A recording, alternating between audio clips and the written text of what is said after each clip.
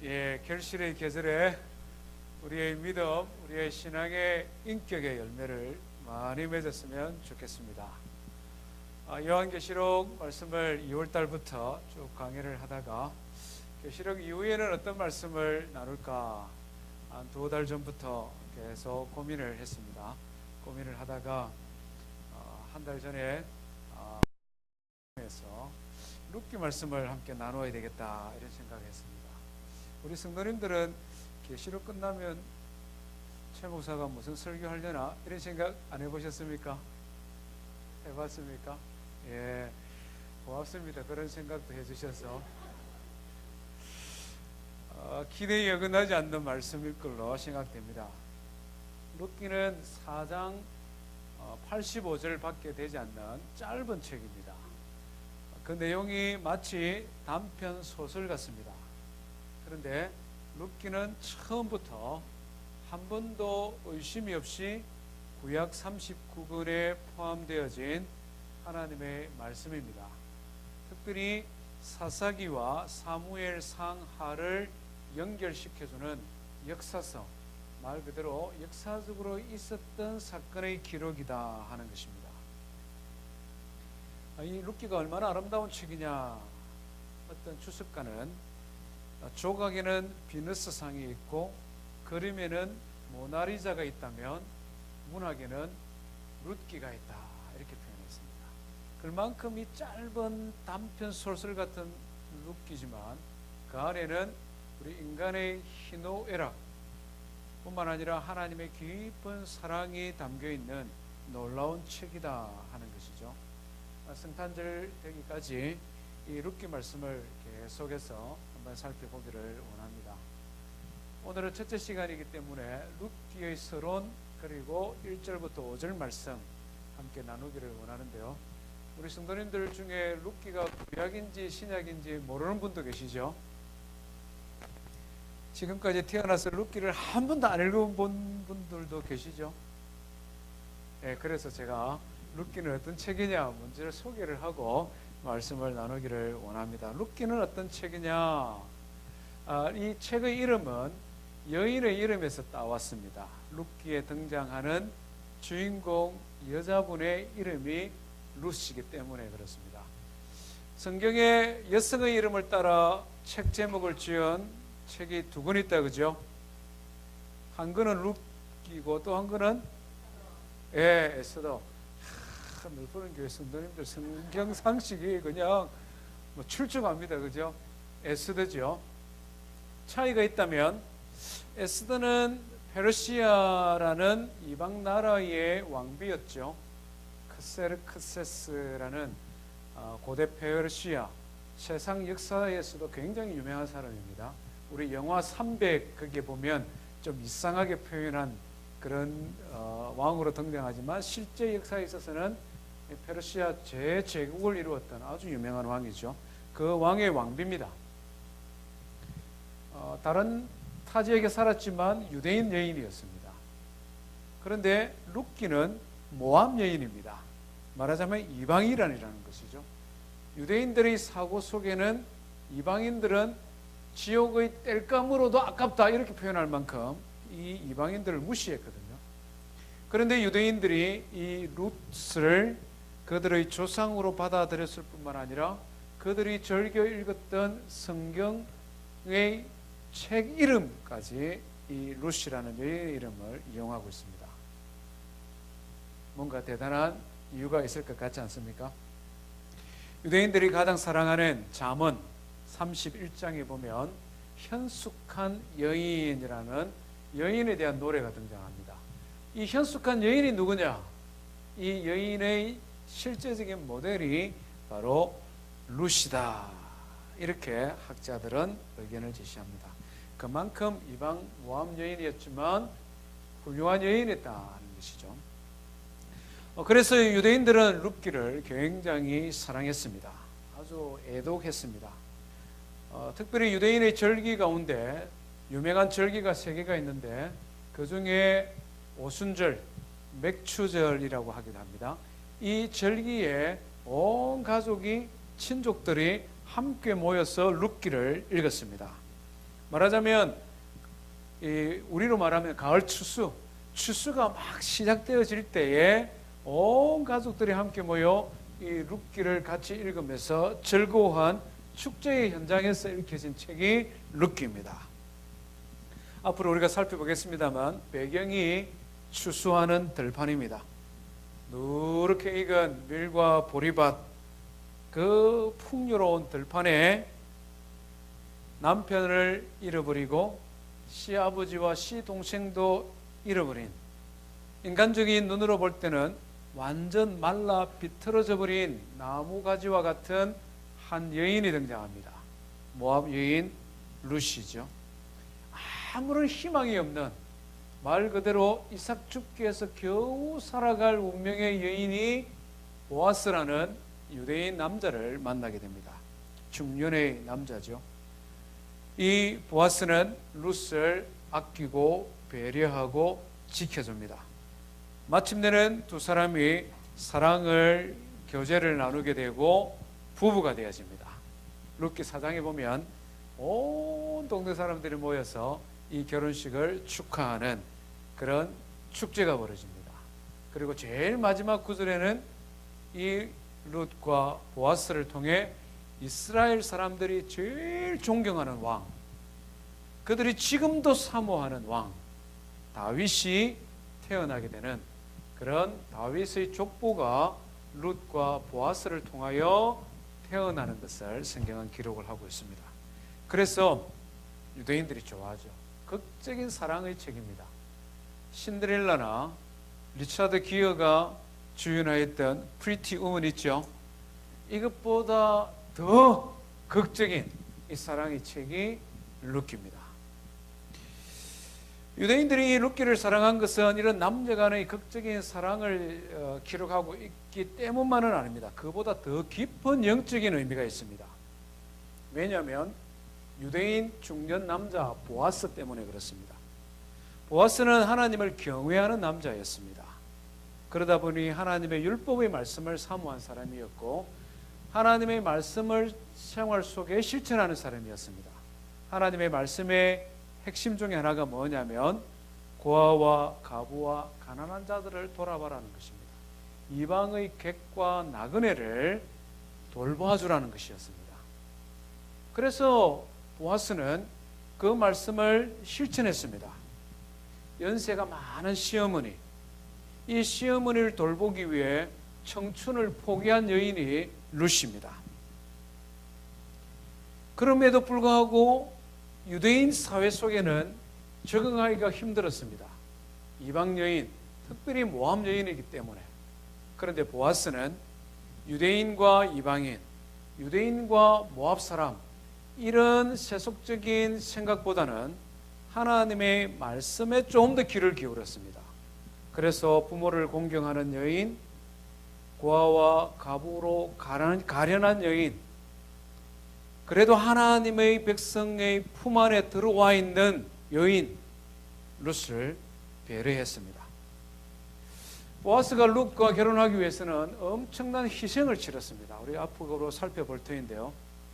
이스라엘의 율법은 한 집안의 남자가 죽어버리면 그 집안의 가문이 끊겨버리면 조상적부터 받아왔던 유산으로 물려왔던 이 재산들이 없어져 버립니다. 딸들이 아무리 있어도. 남성 중심의 사회이기 때문에. 보아스는 룻과 결혼을 하기 위해 이 룻의 남편, 룻의 시아버지 아비멜렉이라는 이미 죽어 없어져 버린 한 집안의 모든 재산을 자기가 다 돈을 주고 샀습니다. 망해버린 집안의 재산을 다 돈을 주고 사서 그것을 룻의 시어머니 나오미가 나오게 됩니다. 앞으로 나오니까 안 외우셔도 됩니다. 이 사람에게 다 물려줬습니다. 그래서 자기의 희생을 통해 아비멜렉이라는 한 사람의 혈통, 집안이 단절되지 않도록 이 재산상의 손실을 부담을 해가면서 룻과 결혼했다는 것이죠. 이게 아무나 할 수 있는 일이 아니었습니다. 이스라엘의 공동체를 생각할 줄 아는 사람이었습니다. 내만 잘 살면 되는 것이 아니라 하나님의 백성인 아비멜렉이라는 한 집안이 망해져 버렸는데 나의 헌신을 통해 이 집안을 내가 살려줘야 되겠다, 이런 마음이 있기 때문에 결혼이 이루어진 것입니다. 룻기 깊숙이 흐르는 하나의 신학이 있는데, 하나의 정서가 있는데, 그것은 긍휼히 여기는 마음입니다. 불쌍히 여기는 마음입니다. 헬라어 원어로는 헤세드라는 단어입니다. 인애, 긍휼, 동정, 충성, 이런 뜻이 담겨 있는 마음입니다. 하나님의 마음이거든요. 이 보아스라는 사람은 그와 같은 긍휼히 여기는 마음을 가진 사람이었다는 것이죠. 그래서 유대인들이 좋아하는 겁니다. 우리 조상 중에 이렇게 긍휼히 여기는 마음으로 한 민족을, 한 나라를 살린 사람이 있는데 그가 바로 보아스고, 그가 바로 우리가 그렇게 존경하는 다윗 왕의 고조부다, 뭐 이런 것. 유대인들만 이 룻기를 좋아한 것은 아닙니다. 이방인 그리스도인, 유대인으로 있다가 예수 믿고 하나님의 자녀가 되고 영적 아브라함의 후손된 사람들도 이 룻기를 너무나 사랑합니다. 이유가 있다는 거죠. 유대인들은 잘못된 선민의식을 가지고 있었습니다. 하나님은 우리 민족을 사랑하시고 하나님은 우리를 특별히 선택하셨다. 그렇지만 저 유대인 아닌 다른 이방인들은 아니야, 이게 잘못된 선민의식이죠. 그런데 성경을 보니까 예수님이 태어나시기 무려 1200년 전에, 다윗 왕이 태어나기 훨씬 전에 하나님께서는 이방 여인 룻을 선택하시고 그를 축복하시고 그를 통하여 다윗의 조상이 될 뿐만 아니라 장차 오실 예수 그리스도의 조상이 되는, 하나님께서 이방 민족도 사랑하시는 것, 하나님께서 이방인이든 유대인이든 구별하지 아니하시고 하나님은 모든 민족, 모든 나라 사람들을 동일하게 사랑한다는 것을 성경 전체를 통하여 너무 분명하게 말씀하고 있는 책이 룻기이기 때문에 그렇습니다. 그 외에도 룻기가 사랑받는 이유가 굉장히 많이 있습니다. 모든 시대, 모든 문화, 인종을 초월하여 룻기가 사랑받는 책인데, 그 중에 하나가 부모 공경에 대하여 룻기가 다루고 있기 때문에 그렇습니다. 옛날에 우리 조상들도 룻기 1장을 굉장히 사랑했습니다. 어버이 주일 되면 거의 빠지지 않는 말씀 중에 하나가 룻기 말씀입니다. 어떤 내용입니까? 룻기의 시어머니 나오미죠. 남편을 잃어버리고 두 아들마저 잃어버린 나이 많은 시어머니, 경제적인 능력이 없어서 혼자 넣어두면 어떻게 될 줄 모르는 시어머니, 이 시어머니를 룻은 포기하지 않았습니다. 너무나 아끼고 사랑했습니다. 자기의 청춘을 포기하고 이 시어머니를 섬기기 위해 자기의 고향과 자기의 부모를 떠나 끝까지 나오미를 따라서 효도한 여인이 룻이지 않습니까? 부모 공경이 룻에 담겨 있습니다. 뿐만 아니라 평범한 사람들의 주인공으로 등장하는 책입니다. 세상의 모든 역사가 걸출한 영웅들 중심으로 펼쳐지는 것들을 많이 보게 되는데, 성경도 그런 부분이 일부 있습니다. 우리가 잘 아는 노아도 그렇죠. 아브라함만 해도 그렇지 않습니까? 평범한 사람 중에 선택했으나 결국 민족을 이루는, 그래서 성경에서는 믿음의 조상 아브라함, 우리하고는 좀 다른 대단한 사람으로 보이지 않습니까? 모세도 역시 마찬가지고 요수아도 마찬가지입니다. 이런 모든 걸출한 믿음의 영웅들이 성경의 주제에, 성경의 주인공으로 등장하는데, 룻기에 오면 아줌마들이 등장하고 있습니다. 평범한 사람들 중에서도 더 평범한 사람들, 당시의 문화 속에서는 조금 열등하게 취급받았던 여인들이 주인공으로 등장을 하고 있다는 것이죠. 평범한 사람들, 특별히 여성의 역할들이 너무나 아름답게 묘사된 책이 룻기입니다. 이런 많은 이유들 가운데 가장 큰 이유가 룻기에는 하나님의 사랑과 은혜와 축복이 은밀하게 기록되었기 때문에 그렇습니다. 하나님께서 우리 인생의 삶에 어떻게 은밀하게 역사하시는가, 하나님께서 어떻게 알게 모르게 찾아오시는가, 이런 것이 룻기에는 자세하게 기록되었습니다. 어머니를 모시고 와서 농사지을 땅도 없고 힘도 없고 아무것도 없으니 들판에 나가 이삭 줍기를 하는 룻을 한번 생각해 보십시오. 그런데 하루아침에 룻이 가서 이삭을 주우러 갔는데 그 밭이 보아스의 밭이었습니다. 그런데 이 보아스는 경건한 유대인이었습니다. 이 보아스는 이미 나오미와 룻에 대하여 불쌍히 여기는 마음을 이미 가지고 있었습니다. 이것을 성경은 우연이라는 단어를 사용하고 있습니다. 세 번째 강의 주제가 우연이죠. 한번 보시면 그때 이야기를 나누겠습니다. 그런데 저는 생각해 보았습니다. 이게 우연이 될 일이야. 이게. 하필이면 그 넓은 들판 중에서 찾아갔는데 그 밭이, 그 땅이, 그 멋진 중년의 신사, 하필이면 그 사람이 룻과 나오미를 불쌍히 여기는 마음을 이미 가지고 있었다. 하필이면 그 사람이 경건한 믿음의 사람이어서 이 모든 기업 가문을 물을 만큼 부자였다. 우연히 일어나는 일들이 너무 자주 일어나는 거예요. 우연히 무엇인가 하나씩 둘씩 일어나는데 이것이 마치 각본에 맞춘 것처럼 딱딱 이가 맞아 들어가면서 마침내는 이 보아스와 룻이 결혼하게 되지 않습니까? 그리고 마침내는 다윗을 낳게 되는 그런 너무나 중요한 역할을 하게 되지 않습니까?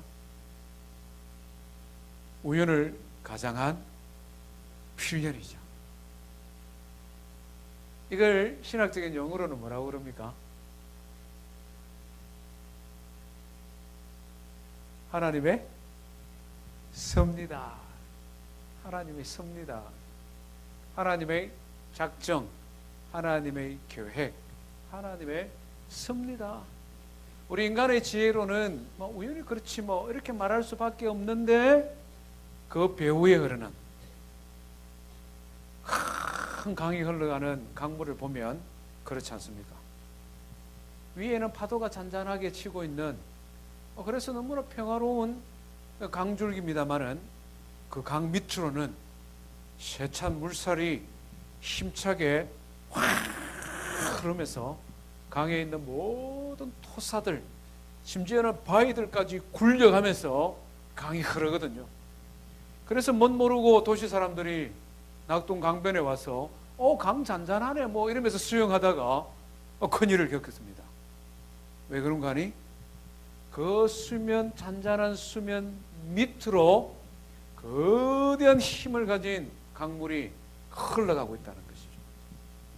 하나님께서 우리 너무나 평범한 믿음의 사람들 가정에 일상의 삶에 잔잔한 사건들을 통해 어떻게 역사해 가는가, 이것이 이 룻기에 기록되어진 교훈들입니다. 재밌을 것 같죠? 안 그렇습니까? 예.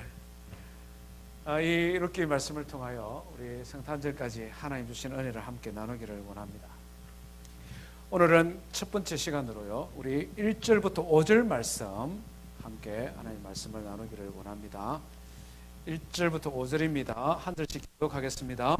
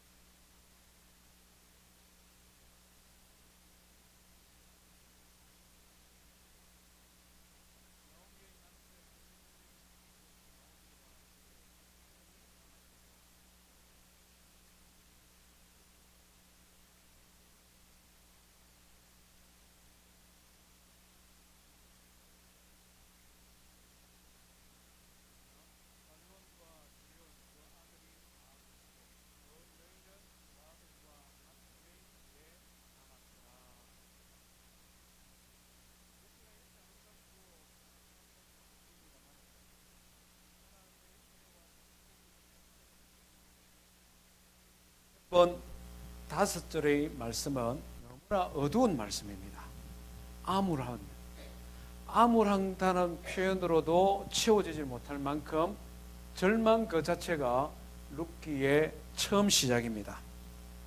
오늘 본문, 방금 읽은 본문에 보면 흉년, 죽었다, 다 죽고, 이런 표현이 등장을 하고 있습니다. 먼저 1절에 보니까 사사들이 치리하던 때에라고 말합니다. 시대적인 배경이죠. 언제 이 사건이 일어났느냐, 환경적인 배경을 가르쳐주고 있습니다. 룻기 바로 앞에 있는 책이 사사입니다. 사사기의 특징이 뭡니까?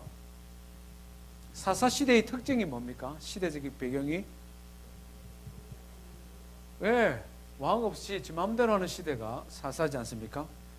사사기 21장 25절 한번 읽어볼까요? 사사기 제일 마지막 장, 룻기 바로 앞이죠. 1장 25절 한번 읽어봅시다. 시작.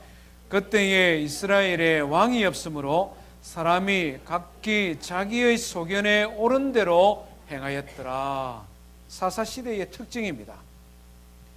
자기 원하는 대로 생각하고 자기 원하는 대로 결정하고 행동하던 시대입니다. 아주 자유분방하고 평등한 사회고 다양성이 최고의 미덕으로 여겨지는 사회처럼 보입니다. 오늘 우리가 살고 있는 세상하고 비슷하다는 말이죠. 그렇지만 자세히 사사시대를 들여다보면 갈등의 시대입니다. 고난의 시대입니다. 절망의 시대입니다. 사사시대를 한마디로 표현한 단어가 흉년이다 하는 것이죠. 이 흉년은 단순한 경제적인 흉년뿐만 아니라 영적인 흉년이라는 것입니다. 사사시대 사람들의 마음의 흉년이다, 이 말입니다. 한 가지만 예를 들면요, 사사시대적인 배경이 어땠냐면 사사기 17장에 보면은 미가라는 한 사람이 등장합니다. 이 사람이 어머니의 돈을 훔쳤습니다. 은 1,100개를 훔쳤다. 얼마인지는 모르겠는데 한 많은 돈인 것은 사실은 같습니다. 그러니까 돈이 없어진 줄 알고 어머니가 굉장히, 엄마가 화가 나가지고는 저주를 합니다. 하나님의 이름으로 내 돈 훔쳐간 놈, 가는 길에 어떻게 되어버리라, 말하자면 이렇게 막 저주를 했습니다. 그 저주를 듣고 있던 아들이 하는 말이, 사실은 어머니 제가 훔쳤는데요, 이러는 거예요. 그러면서는 어머니 훔친 거 여기 좀 남은 거 있습니다, 내가 드릴게요. 어머니 드립니다. 그러니까 이 어머니가 지금 막 저주를 하다가 갑자기 태도가 돌변하여 돌려주니까 고마워서 그런지 막 하나님의 이름으로 또 축복합니다. 여호와는 내게 복을 주시고 너를 지키시기를 원하며 막 복 줍니다. 복만 주고는 말로 끝내니까 좀 섭섭했던지 그 돈을 가지고 신상을 만듭니다. 은신상을 만듭니다. 신상을 만들고 하는 아들 미가야, 내 사랑하는 아들아, 이 신이 너를 축복하실 거야, 이러면서 아들에게 그 선물 줍니다. 그리고 난 다음에는 레위 청년 하나가 지나가는데 물어보니까 레위인이라거든요. 그러면 당신 우리 집에 와서 제사장 해. 내가 너에게 먹을 것 입을 것 다 줄 테니까. 하나님 믿는 하나님의 백성인데 하나님의 이름으로 저주했다가 축복했다가, 하나님을 믿는 하나님의 백성인데 우상을 만들어가 아들한테 주고, 그것으로 부족해서 제사장을 자기 마음대로 세워서 자기 집에서 다스리게 하는, 그것이 그때 그 시대의 사람들이 살아가는 방식이라는 거죠. 한마디로 말하면 자기 마음대로 하는 시대가 사사시대입니다. 그 땅에 흉년이 들었다. 이 땅이 어떤 땅입니까? 유다 베들레헴, 하나님이 축복하신 땅이지 않습니까? 하나님께서 젖과 꿀이 흐르는 땅이라고 약속한 땅이지 않습니까? 이스라엘 백성들이 출애굽하고 난 다음에 약속의 땅 가나안에 가기 전에 정탐꾼을 보냈습니다. 12명이 갔다 와서 하는 말이, 선생님 모세요, 정말 이 땅은 젖과 꿀이 흐르는 땅입니다. 여기 보십시오. 우리가 여기서 나는 대추야자를 따왔는데 이 대추야자가 얼마나 송이가 큰지 한 사람이 못 들고 두 사람이 짊어지고 왔습니다. 그 땅은 정말 젖과 꿀이 흐르는 땅입니다. 기름진 땅이라는 것이죠. 민수기 11장에 보면 하나님께서 약속도 했습니다. 내가 너희에게 이른 비와 늦은 비를 나누어 주어서 적당히 내리게 해서 곡식과 포도주와 기름을 얻을 것이요 또 가축들이 들판에서 많이 먹일 수 있도록 풀이 나게 할 것이다. 축복된 땅입니다. 그런데 이 축복된 땅에 흉년이 들었다. 뭔가 이유가 있을 것 같은 생각이 듭니다. 계속해서 2절 3절을 보면 흉년을 피해서 아비멜렉이라는 한 집안이 길을 떠나는 장면을 기록을 하고 있습니다. 흉년이 뜨니까 아버지가 가족을 모아놓고 회의를 한 것 같습니다. 아무래도 이 땅에 흉년이 오래 갈 것 같으니까 우리 이사를 가자, 말하자면 이런 것 같아요. 그리고는 모압 지방으로 내려가 거류했다. 잠깐 지내는 것, 말하자면 정착하고 뿌리 내리는 것 아니라 그냥 잠깐 그 동네에 머무는 것, 이런 마음으로 갔습니다. 이해가 되지요? 이런 아버지는 훌륭한 아버지 아닙니까? 능력 있는 아버지 아닙니까? 가뭄이 드니까, 곡식이 없으니까 먹고 살기 위해 조금 더 좋은 곳으로, 조금 더 가족을 잘 부양할 수 있는 곳으로 이사를 하는 것은 지극히 정상적으로 보입니다. 지혜로 보이기도 합니다. 베들레헴 지역에 많은 사람들이 살았을 것 같은데 그 중에서도 특별히 능력 있는 사람처럼 보입니다. 그런데 문제는 결과가 안 좋았다는 것이죠.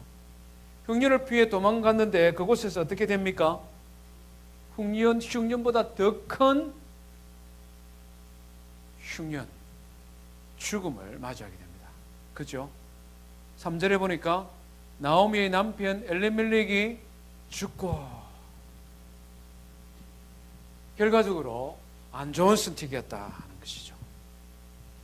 자식을 위하고 아내를 위하고 한 집안을 위한 그런 지혜로운 선택 같았는데 결과적으로는 잘못되어서 버렸다. 뭐가 잘못되었을까?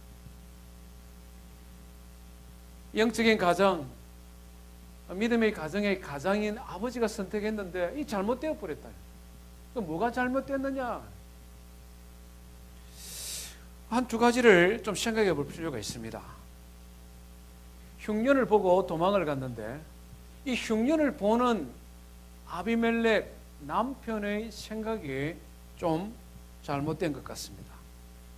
흉년을 단순한 자연재해로만 생각한 것 같습니다. 지금도 중동 지역에는 메마릅니다만은 그 당시에도 그랬다고 볼 수도 있습니다. 가뭄이 와서 농사가 안 되니 다른 비옥한 지역으로 옮기는 것은 당연해 보입니다만은 그 가뭄이, 그 흉년이 왜 왔느냐, 이것에 대하여 좀 더 깊이 생각해 보았어야 한다는 것이죠. 왜 그렇습니까?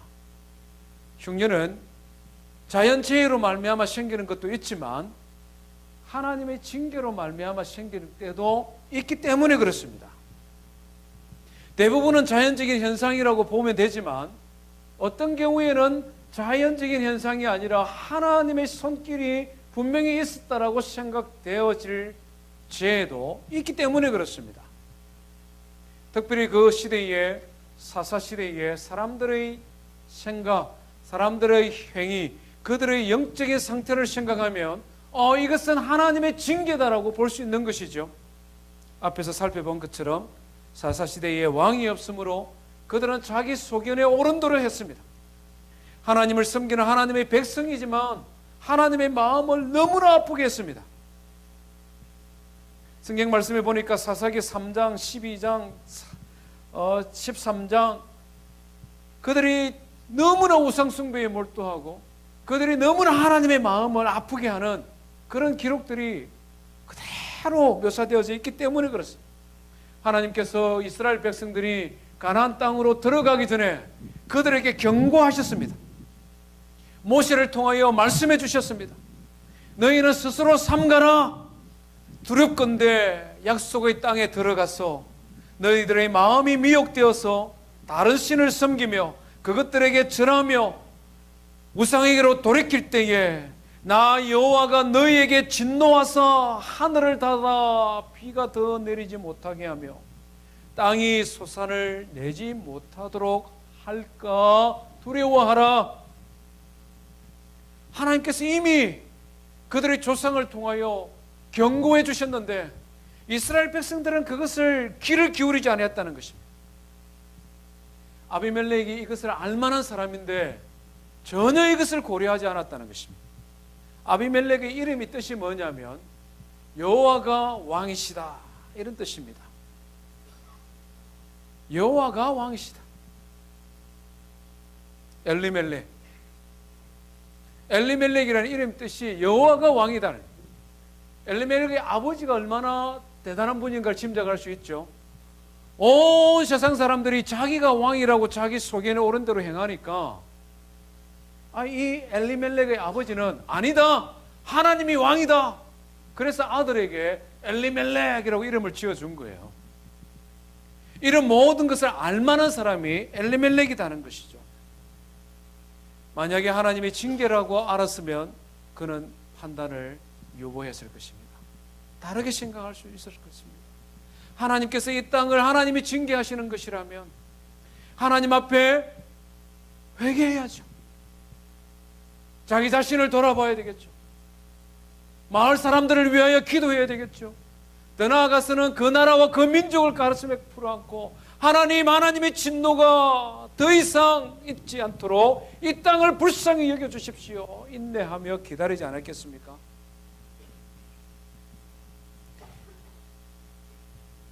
이 엘리멜렉의 더 큰 실수는 유다 베들레헴을 포기하고 모압을 선택했다는 것입니다. 유다라는 뜻은 찬송이라는 뜻이고 베들레헴은 떡집 이 말입니다. 하나님을 찬송하며 하나님이 주신 떡을 먹는 동네, 이게 유대 베들레헴이에요. 하나님을 찬송하며 하나님 주시는 떡을 먹는 아름답고 풍요로운 땅 유다 베들레헴을 버리고 모압으로 갔다는 것입니다. 모압은 창세기 19장에 처음 등장을 하는데 처음 시작부터 아주 엄란한 땅입니다. 아브라함의 조카인 롯이 소돔과 고모라가 멸망할 때 하나님의 은혜로 살아났지 않습니까? 아브라함의 기도로. 그런데 아내는 돌아보다가 소금 기둥이 되어져 버리고 사위들은 장인어른의 말을 조롱하고 안 따라 놓았습니다. 결국 살아남은 것은 롯과 딸 둘밖에 없습니다. 딸들이 보니까 희망이 없는 거예요. 그래서 하루는 작전을 세웠습니다. 아버지에게 술을 많이 먹여가지고 아버지가 인사불성이 되었을 때 장녀가 아버지와 동침을 했습니다. 그렇게 낳은 아들이 모압입니다. 그 다음 날에는 둘째 딸이 아버지를 술을 취탁 먹이고 아버지하고 동침했습니다. 그리고 낳은 아들이 암몬이에요. 모압과 암몬은 아브라함의 친족이지만 처음 시작부터 하나님에게서는 너무나 먼 사람들이, 처음 시작부터 엄란한 백성들. 역사에서 모압은 이스라엘과 철천지 원수입니다. 이스라엘 백성들이 출애굽을 하고 약속의 땅을 건너가기 위해서는 모압이라는 땅을 지나가야 됩니다. 그래서 이야기를 했죠. 우리가 우리 양식을 먹고 우리 물을 먹을 테니까 좀 지나갈 수 있도록 길만 열어달라. 그래도 우리가 아브라함의 한 조상이 아니냐 이스라엘 백성들이 요청을 하니 모압 왕이 무슨 소리, 절대 안 돼! 그러면서 발락이라는 이런 무당 점쟁이를 불러와서 이스라엘 백성을 저주하게 했습니다. 그 출애굽 광야 40년 동안 헤매다가 오는 사람을 물 한 잔 주지 못하고 오히려 저주한 백성이 모압 백성입니다. 그렇게 해도 이스라엘 백성이 계속 오니까 모압 왕이 작전을 펼쳤습니다. 미스 모압 선발 대회를 해서 모압에서 제일 아름다운 여인들을 뽑았습니다. 그리고는 이스라엘 무리 가운데로 집어넣었어요. 광야 40년 동안 길에 지쳤던 남자들이 모압 여인들을 보니 미스 모압만 다 뽑아봤거든요. 얼마나 아름답고 멋집니까? 그러니까 이 사람들이 정신을 못 차리는 거예요. 그리고 자기 아내들을 두고 모압 여인들을 취하였습니다. 연병이 생겼습니다. 제가 볼 때는 성병 같아요. 왜냐하면 모압이라는 이 부족들은 엄난한 신을 섬기며 엄난한 행위를 하는 사람들이었거든요. 이스라엘 백성들이 이런 여인들과 성적인 교제를 하다 보니 연병이 생겨서 24,000명의 사람이 죽었다고 성경이 기록을 하고 있습니다. 사사시대에는 모압이 힘이 강할 때에 이스라엘을 침범해서 18년 동안이나 이스라엘을 지배한 나라가 모압입니다. 말 그대로 모압은 철천지 원수지간이라는 거예요, 이스라엘 백성들하고.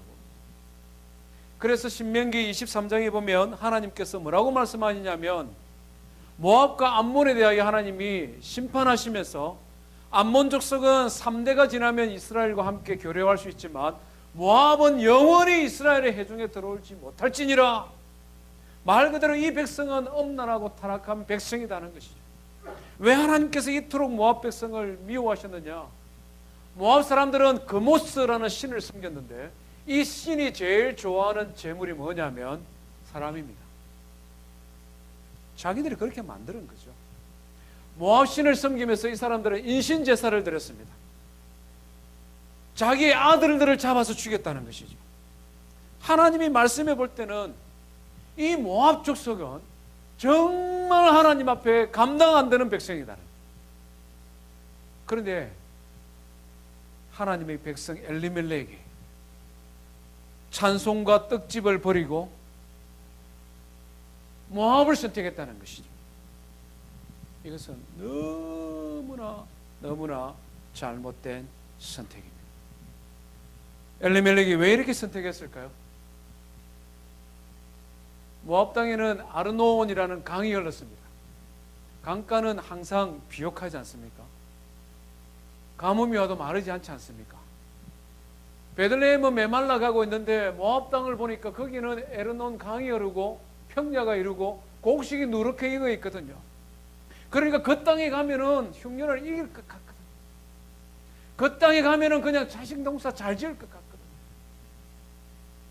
영적이거나 하나님의 말씀은 제쳐놓고 눈에 보이는 대로 그냥 사람들이 계산하는 대로 보기에 좋은 대로 그는 선택했다는 것입니다.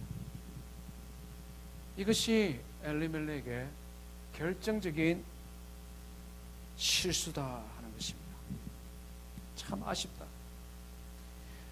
아버지가 자녀들에 대한 부양 책임 때문에 이런 잘못된 판단 결정을 하면 아내라도 정신을 바짝 차리고 돌이켜야 되는데 아내와 자식들은 한 걸음 더 나아갔습니다. 아버지가 잘못된 선택의 결과로 죽어버렸습니다. 그러니까 나오미가 어떻게 합니까? 아내가 4절 말씀 우리 한번 다시 읽어볼까요? 시작. 그들은 모압 여자 중에서 그들의 아내를 맞이하였는데 하나의 이름은 오르바요 하나의 이름은 루시드라. 그들이 거기에 거주한 지 10년쯤에 아버지보다 더 나갔다는 것이죠. 갑자기 남편이 죽어버리니까 아내가 눈앞이 캄캄해졌을 것입니다. 큰일 났다. 어떻게 하냐. 믿음의 사람 같으면 조금 깊이 생각하고 남편이 잘못 판단했는가 보다. 빨리 돌아가자. 그래도 유다 베들레헴에 가면 친족도 있고 고향 사람들이 있으니까 우리를 좀 불쌍히 여기지 않겠느냐 이렇게 가야 되는데 오히려 반대로 생각했어요. 그래도 남편이 와서 한번 노력한 일인데 남편의 유지를 받들어야지 뭐 이런 것 같아요. 거기에 더 나아가서 이제 믿을 것은 남편이 아니고 이 아들들을 빨리 결혼을 시켜야 되겠다. 그래서 모압 시민권도 없고 모압 사돈을 보면 이 사돈들이 우리를 좀 돌봐주지 않겠느냐. 그래서 모압 땅에 좀 더 정착하는 데 도움이 되지 않겠느냐. 아마 이런 생각을 한 것 같아요. 그래서 두 아들을 결혼을 시켰습니다.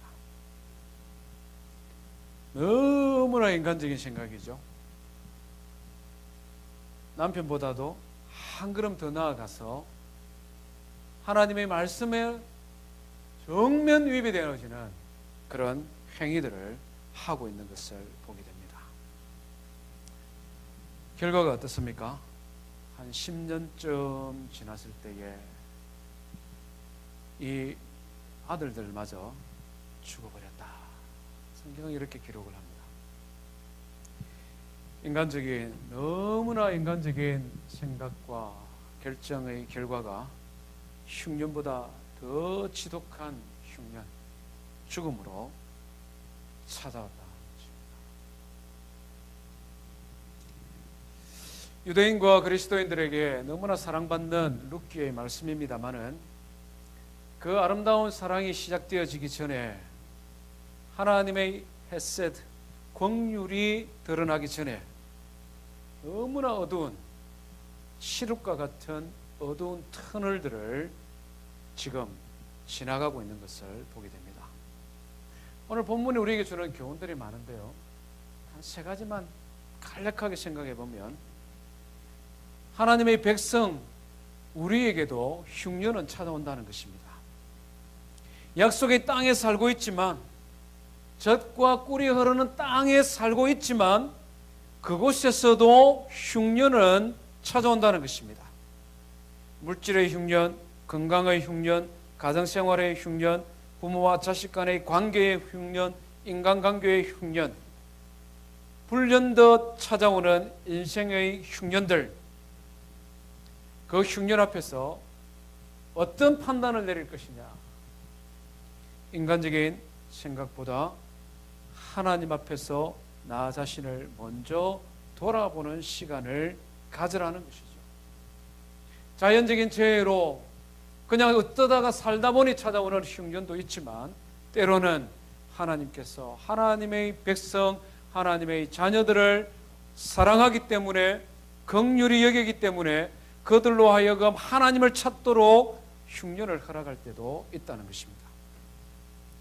두 번째는 흉년 가운데 가장 힘든 흉년은 영적인 흉년이라는 것입니다. 인생에 여러 가지 흉년이 찾아와도 믿음 위에 바로 서 있으면, 신앙의 터전 위에 바로 서 있으면 이길 수 있습니다. 하나님 앞에 기도하고 하나님의 말씀을 통해 지혜를 얻고 신실한 신앙의 형제 자매들과 교제하면서 위로받고 격려받고, 그래서 인생의 흉년들을 헤쳐나갈 수가 있습니다. 그게 교회고, 그게 성도고, 그게 신앙인들의 모습이지 않습니까? 영혼의 흉년이 문제입니다. 영적인 흉년이 문제다는 것이죠. 하나님의 말씀을 보기 싫고, 기도도 안 되고, 교회도 가기 싫고, 성도들과 만나면 가증한 것 같고, 위선적인 것 같고, 그래서 모든 것을 포기해버리고 싶은 영적인 흉년, 하나님의 백성이지만 하나님을 잃어버린 영적인 흉년이 있다는 것입니다. 이 영적인 흉년이 제일 무섭습니다. 영적인 흉년이 찾아올 때는 하나님과 나와의 관계를 점검해 봐야 됩니다. 하나님과 나 사이에 막힌 담이 없느냐? 하나님과 나 사이에 해결하지 못한 죄가 없느냐? 나의 마음에 썬 뿌리가 없느냐? 그것을 냉정하게 돌아봐야 됩니다. 하나님과 나 사이의 관계를 가로막고 있는 실타래처럼 엉켜서 나의 생각을 복잡하게 만드는 모든 산만한 것들을 하나씩 하나씩 가지치고 정리하고, 정말 중요하고 핵심적인 하나님과 나 사이의 관계의 문제를 바라봐야 됩니다. 그것이 인생의 자존심일 수도 있고, 그것이 앞에서 말씀드린 것처럼 해결하지 못한 죄의 문제일 수도 있고, 내 마음 깊이 자리 잡고 있는 썬 뿌리가 있을 수도 있다는 것입니다. 남들이 해결해 줄 수가 없습니다. 하나님 앞에서 하나님과 나와의 관계를 냉정하게 살피는 것, 이것만이 영적인 흉년을 헤쳐나갈 수 있는 유일한 길입니다. 세 번째 본문이 주는 교훈은요, 흉년의 때에 결코 인간적인 결정을 하지 말아라 하는 것입니다. 흉년이 들었다고 해서 모압으로 피하는 것은 세상으로 발길을 돌리는 것과 똑같다는 것입니다. 엘리멜렉이 모압으로 길을 텄다는 것은 하나님의 백성이기를 포기했다는 것과 똑같습니다. 아브라함의 조카 롯이 소돔성을 바라보며 그 기름진 땅을 바라보며 그 활락한 화려한 모습을 바라보며 그의 마음이 미혹되어서 한 발짝 두 발짝 소돔을 향하여 달려간 것처럼 흉년의 때에 모압을 선택하는 것은, 세상을 선택하는 것은 하나님의 백성들이 선택하는 최악의 선택이다 하는 것이죠. 우리는 하나님의 백성입니다. 하나님이 기뻐하는 선택을 하는 것이 우리가 살 길입니다. 최소한 하나님께서 무엇을 기뻐하시는가? 최소한 이것이 하나님의 말씀에 합당한가?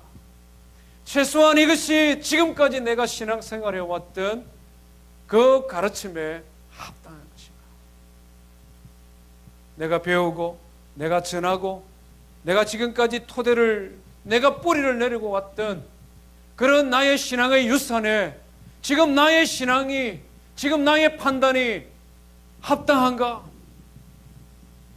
그것이 하나님의 은혜 가운데 살 수 있는 비결이라는 것입니다. 사랑하는 성도 여러분, 룻기는 너무나 아름다운 책입니다마는 그 시작은 너무나 캄캄한 흑암과 같은,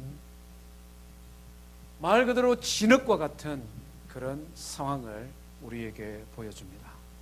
우리 인생의 삶에 흉년이 찾아왔을 때 하나님이 기뻐하는 선택, 하나님 앞에 바른 선택을 하며 살아가기를 주의 이름으로 축원드립니다. 우리 말씀 기억하며 함께 하나님 앞에 찬송하십시다.